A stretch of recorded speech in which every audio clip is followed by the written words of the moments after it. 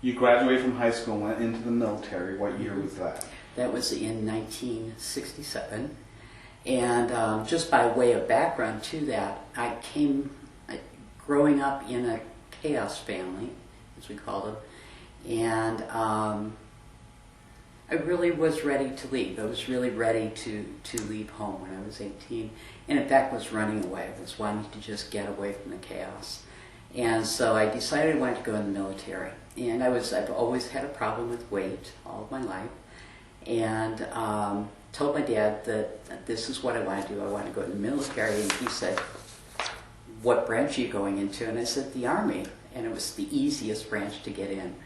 And he absolutely forbade me to do that. And I said, "Well, why can't I do that?" And he said, "There are these kind of people there. I don't want you around those kind of people." But he wouldn't explain it. He wouldn't tell me what it was about. So eventually he and I kind of went back and forth on it. We compromised and decided that I could go in the Air Force because he didn't think those kind of people were there either. But I had to lose 60 pounds to do that, and I did that. I was first in Lackland, then at Shepherd Air Force Base in Texas, and then I was stationed up at Camp Springs in Maryland. So I've always kind of been around this area a lot in my life. I was trained in the Air Force as a dental assistant, and that kind of became a career for a while until I went back to college. There started college, actually. I want to spend a little bit of time talking about the military because it was really a lot of important things, actually, that I learned about life.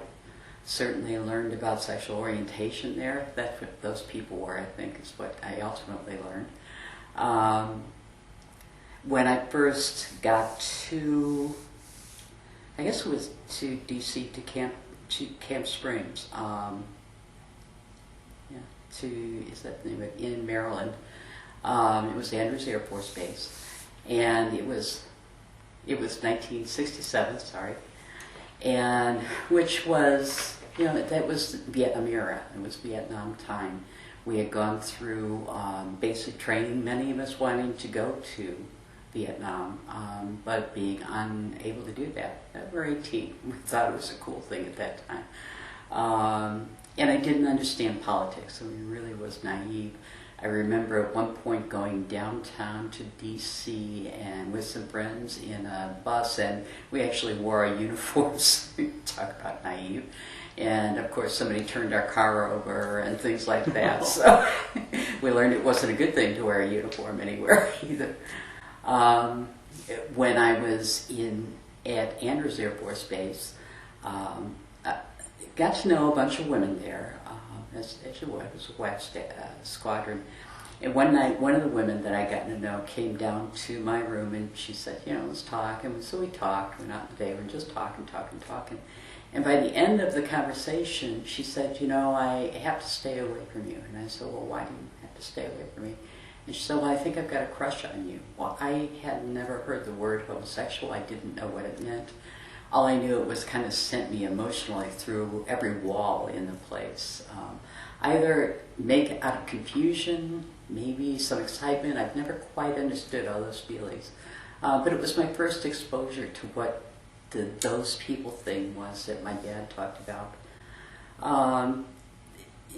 It became a dance in 1967, 68. A time where a lot of people were having every kind of relationship and trying everything in the books. And it was a time in the military where you could not be out, because remember in 1967, homosexuality was listed as a mental illness. They had not declassified until 1973. So you were always kind of under a lot of suspicion. We had a commander who was pretty homophobic. I think she was gay herself. I think she was in her own closet.